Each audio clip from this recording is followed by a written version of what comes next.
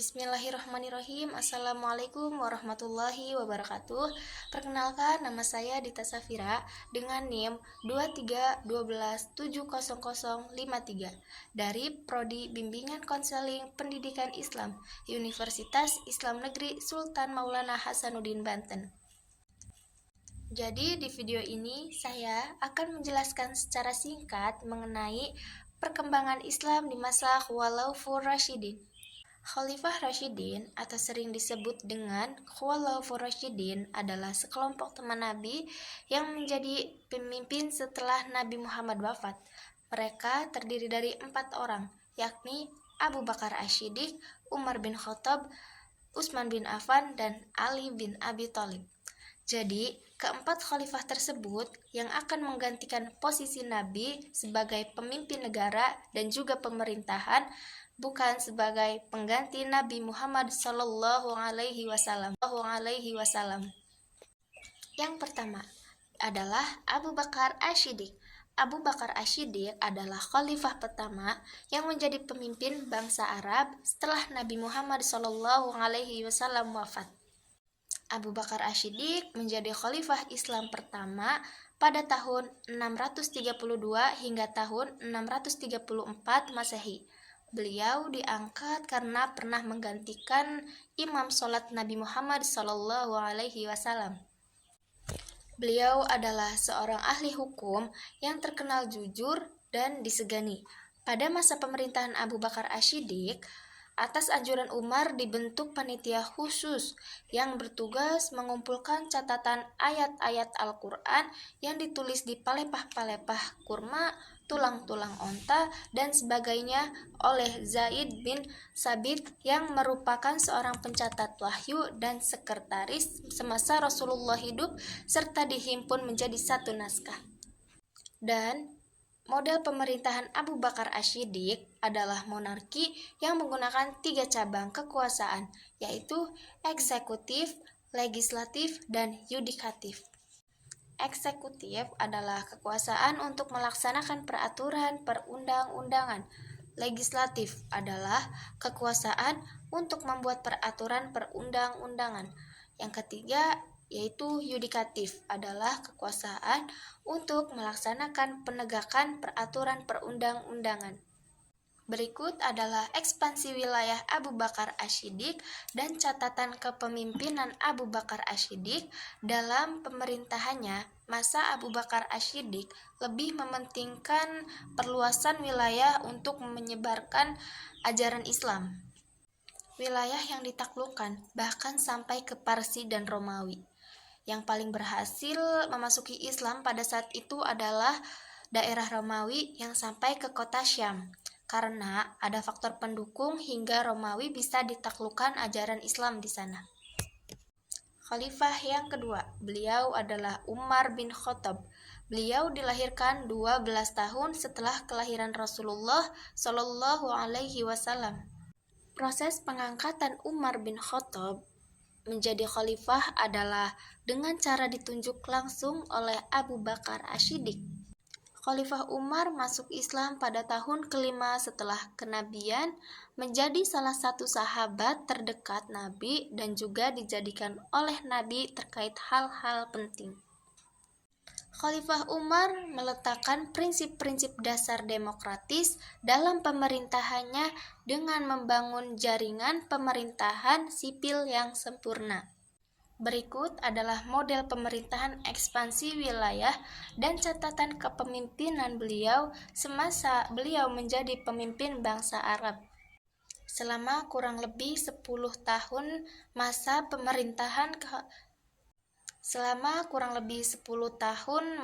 pemerintahan Khalifah Umar bin Khattab, Islam berhasil memperluas pengaruhnya ke wilayah-wilayah di luar Jazirah Arab melalui berbagai penaklukan yang dilakukan oleh pasukan-pasukan Muslim di bawah komando Khalifah Umar bin Khattab.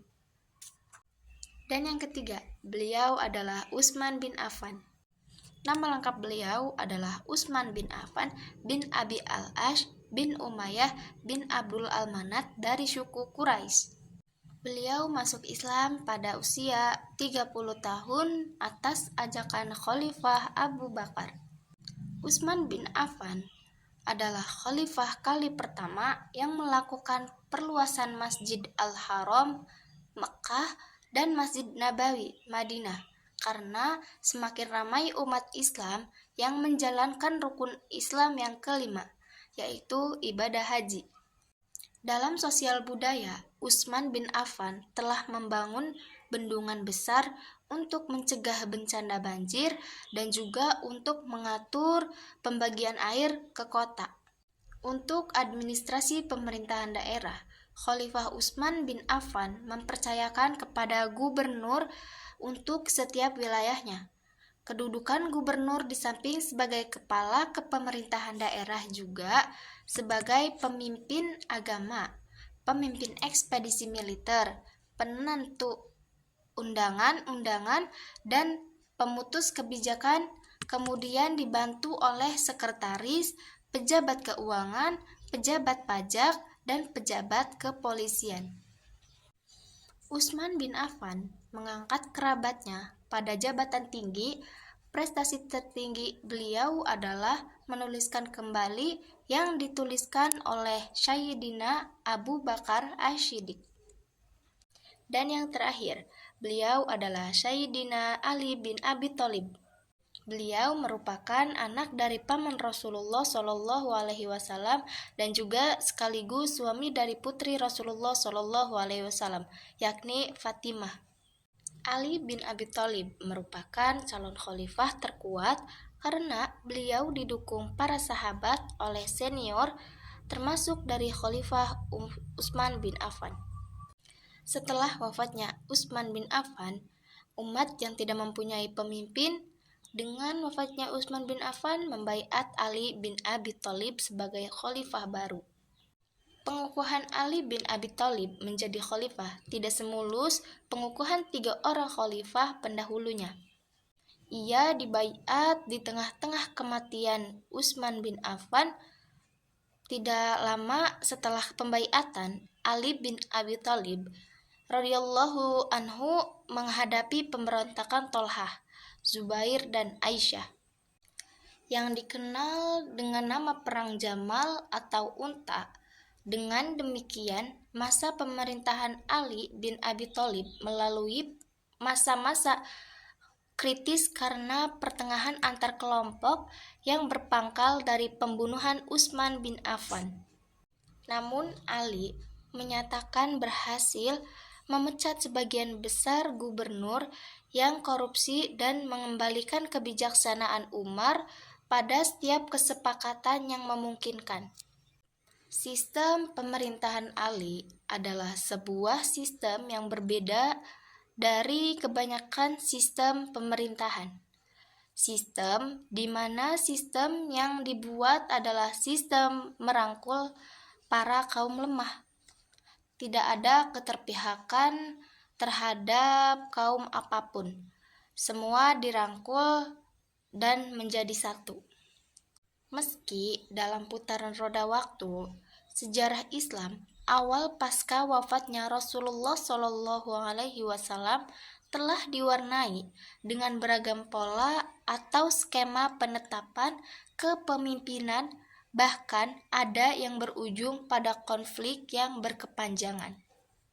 Tapi paling tidak terdapat satu hal yang menjadi perekat dari semuanya, yakni kesepakatan oleh kaum muslimin akan pentingnya pemimpin dan kepemimpinan dalam Islam.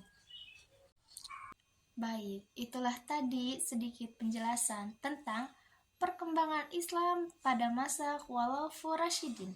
Mohon maaf jika ada kekurangan atau kesalahan selama pemaparan. Semoga apa yang saya sampaikan bermanfaat untuk diri saya sendiri dan semua orang khususnya. Sebelum mengakhiri, izinkan saya menyampaikan pantun.